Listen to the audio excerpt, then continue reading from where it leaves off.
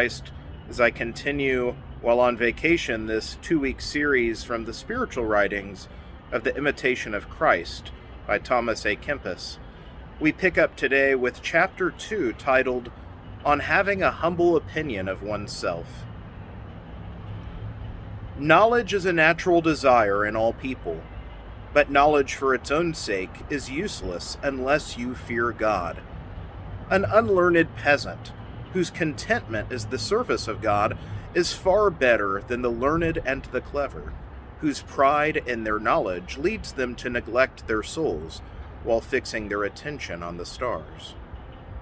True self-knowledge makes you aware of your own worthlessness, and you will take no pleasure in the praises of others.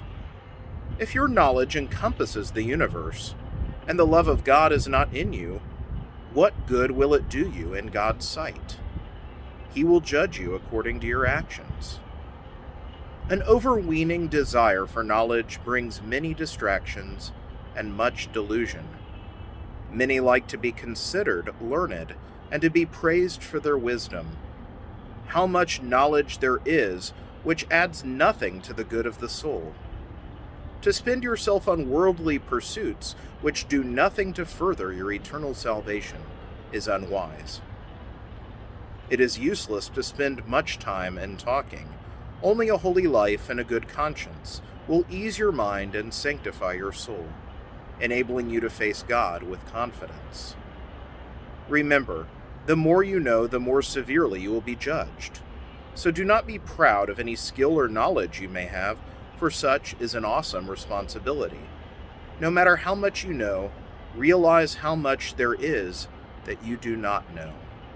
Do not be afraid to acknowledge your own ignorance.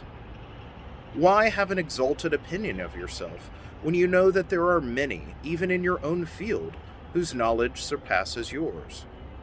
If you want to learn anything worthwhile, seek rather to be unknown and to be thought of as nothing.